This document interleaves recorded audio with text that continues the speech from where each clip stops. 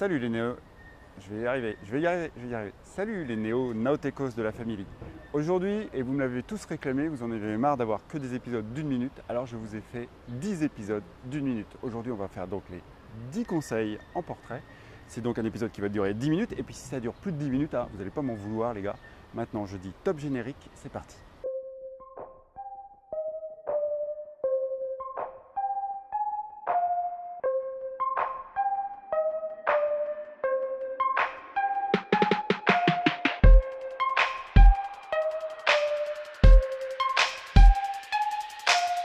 Pour faire ce premier portrait et pour ce premier conseil, je me suis dit tiens, on va mettre Julie dans un couloir. Un couloir, ça sert à quoi? Ça sert à faire une composition où les lignes de fuite du corridor qui est placé derrière nous vont venir se croiser derrière sa tête. Mais le problème de l'endroit, c'est que la lumière ne vient que de la gauche, laissant évidemment le côté droit de son visage un peu dans l'ombre, ce qui peut être assez sympa, ça dépend du style qu'on recherche. Mais si l'on veut rééclairer ce côté droit, on peut utiliser ce que j'ai dans la main, qui s'appelle un réflecteur. Le réflecteur, c'est quoi? Le réflecteur, c'est une surface soit blanche, soit argentée pour plus d'efficacité, soit d'autres couleurs existent aussi.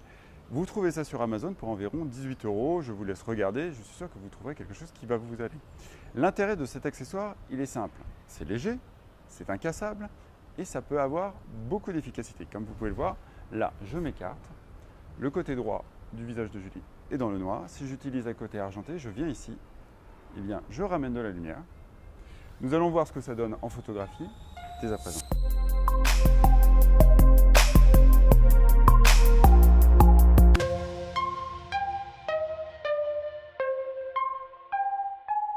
Mon deuxième conseil est un conseil pour nous, les hommes, mais aussi pour les femmes. En fait, dans un portrait, il y a plusieurs choses qui rentrent en jeu. Il y a la forme du visage, il y a, on va dire, la bonne humeur du modèle, la bonne humeur du photographe, il y a plein d'éléments qui rentrent en jeu, mais surtout, il y a aussi la qualité de la peau et ce qu'il y a au-dessus de la peau qu'on appelle le sébum. Et le sébum, ça peut créer des petits problèmes, ça peut créer ce qu'on appelle des brillances. Comme dans cette photo où je n'ai rien mis encore sur mon visage, vous voyez bien que je brille au niveau du front, du nez et d'un petit peu partout. Il faut dire que j'étais venu à la Défense avec mon vélo et qu'aujourd'hui, c'est une des journées les plus chaudes, paraît-il, de l'année. Alors pour contrecarrer tout ça, qu'est-ce qu'on fait? Eh bien pour contrecarrer tout ça, on va utiliser ce qu'on appelle du fond de teint. Le fond de teint, c'est une petite poudre compacte ou moins compacte, tout dépend un peu de ce qu'on achète comme qualité, qu'on va mettre délicatement à l'aide d'un petit blaireau. Je ne sais pas si on peut dire que c'est un blaireau, enfin un blaireau c'est pour la mousse, mais on va dire qu'on va appeler ça un blaireau pour les hommes. Ça marche aussi donc pour les femmes, ça marche surtout pour tout le monde. Un conseil qui marche donc pour les filles et pour les garçons, je vous en fais la démonstration tout de suite en 2 photos. Mais d'abord, il va falloir que je me poudre.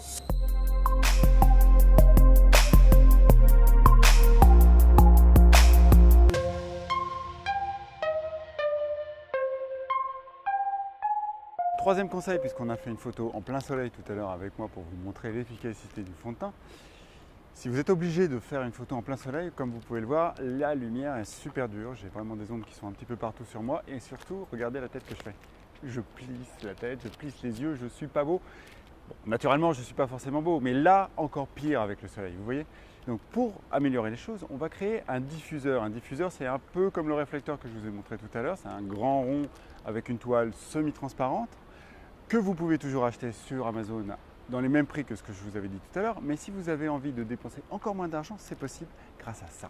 Ça, c'est du papier cuisson que l'on trouve dans tous les Monoprix, dans tous les carrefours, là où vous voulez. Et avec ce papier de cuisson, on va se faire un diffuseur maison. Je vous montre tout de suite, et en photographie et en vidéo, la différence entre avec et sans.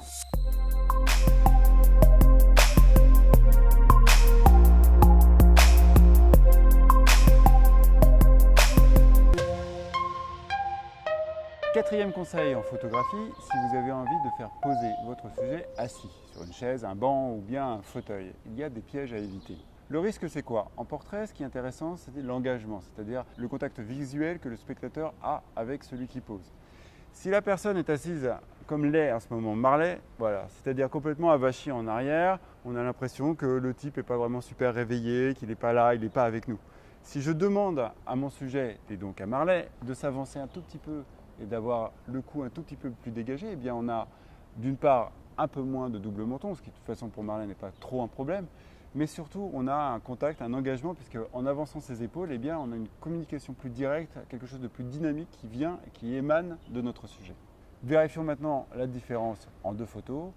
je trouve que finalement cet exercice avant-après fonctionne plutôt bien.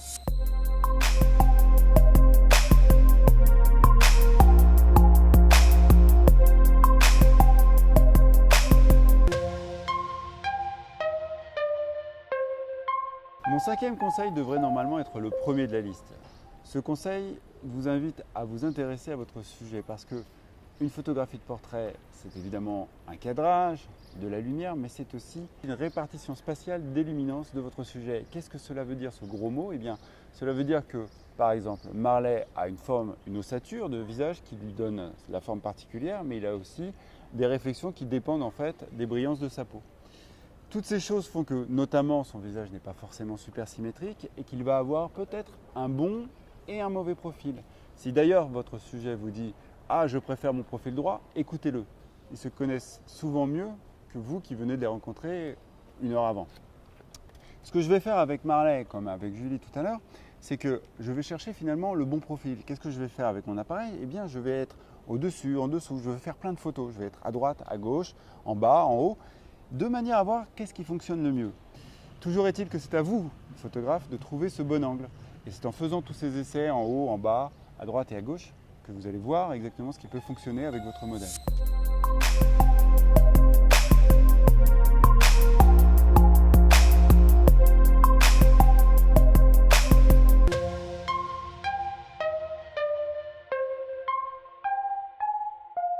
Qu'est-ce qui est très important dans un portrait, à votre avis? Le regard. Et je vais vous donner le conseil suivant, qui est donc le numéro 6, c'est comment ouvrir le regard de votre modèle. C'est très simple, je vais demander à Julie, qui naturellement est assez hautaine et distante, avec le menton assez relevé, eh bien je vais lui demander de baisser le menton. Et en baissant le menton, elle va ouvrir les paupières. Et donc en faisant ouvrir le regard de Julie, eh bien nous allons avoir un portrait où on sera plus en communion avec son regard.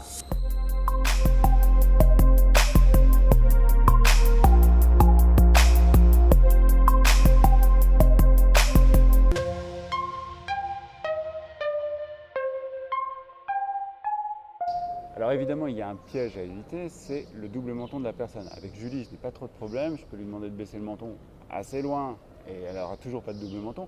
Avec d'autres modèles, eh bien, vous ferez attention évidemment à ne pas aller trop loin. Le septième conseil est le suivant. Apprenez à bien savoir d'où vient la lumière. Alors, vous le savez, quand on veut savoir d'où vient le vent, on prend son doigt, on le mouille, et là où c'est plus frais, c'est là d'où vient le vent. Eh bien, on va faire la même chose avec la lumière. On va prendre sa main, on va regarder sa paume, on va la faire tourner, et on va voir l'endroit où elle est le plus éclairée. Et moi, si je fais ça, je m'aperçois que globalement, la lumière vient plutôt de par là. Donc, si je dois prendre en photo Julie, ce que je vais faire tout de suite, je ne vais pas lui demander d'être comme ça. Non, non, non. Évidemment, je vais plutôt la placer comme ça, de façon à ce qu'elle ait la lumière qui vienne directement sur elle. Et du coup, je serai moi, dos à la lumière.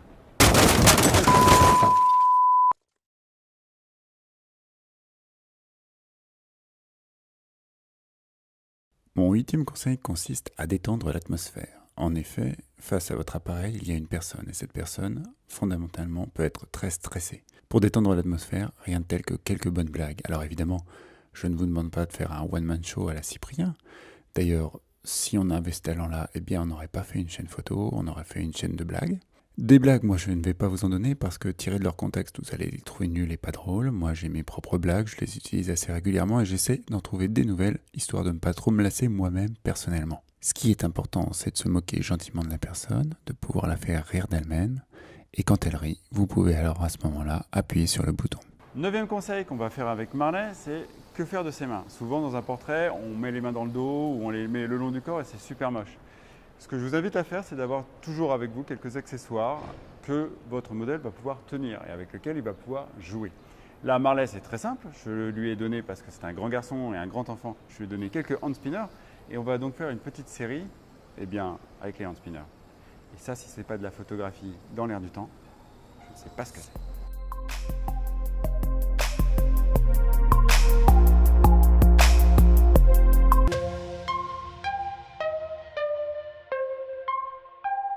Alors je sais, vous allez me dire, on n'a pas toujours un hand spinner entre les mains ou la personne qu'on fait poser n'est peut-être pas super d'accord pour jouer avec un jouet de grand garçon. Eh bien, on peut quand même faire des choses avec les mains. Par exemple, avec Julie, là, sur cette pose, je lui ai demandé de placer ses mains comme ceci ou comme cela. Ce qui, avec une femme, marche souvent très bien, car c'est une pose assez féminine. On va essayer, vous allez voir.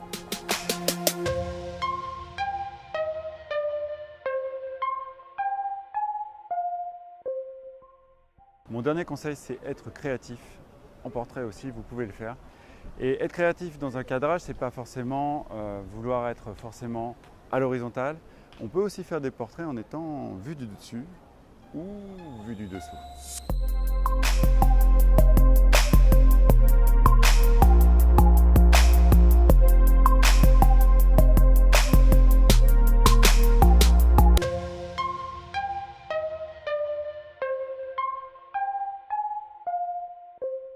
Voilà, cet épisode est terminé. Je vous remercie de l'avoir regardé jusqu'au bout. Évidemment, abonnez-vous à la chaîne si cela vous a plu et n'oubliez pas de mettre un petit pouce. Merci à Marley, merci à Julie. J'espère que vous avez vous aussi appris des trucs. Je ne sais pas, peut-être. Il faut dire qu'ils sont tous les deux étudiants en photographie. Alors si je leur ai appris quelque chose, eh bien j'aurais au moins gagné ma journée. Et pareil pour vous, si vous avez appris quelque chose, eh bien sachez que j'en suis content. Faites-le moi savoir dans les commentaires de la vidéo. Et puis si vous voulez d'autres épisodes comme celui-là, faites-le nous savoir aussi. Bye bye.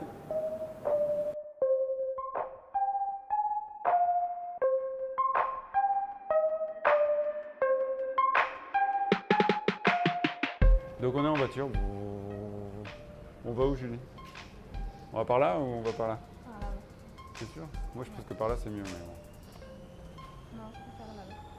Ah, t'es comme ça, toi, tu te laisses pas guider. C'est moi qui ai le volant quand même. Ah non, c'est vrai, on est dans une voiture anglaise. C'est toi. Ça tourne? Ah, pardon. Donc alors attends, on a fait le 5e. Putain, Mais le 6. Alors le 5e c'était celui-là, on est au 6, merci. Heureusement qu'ils sont là, parce que franchement, là c'est du fromage blanc. Je crois que j'ai dû m'abîmer le fond de teint.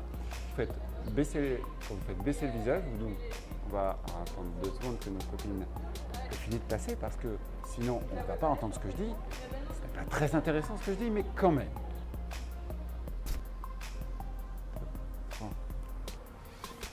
Voilà, tu restes comme ça, je vais faire tourner les deux.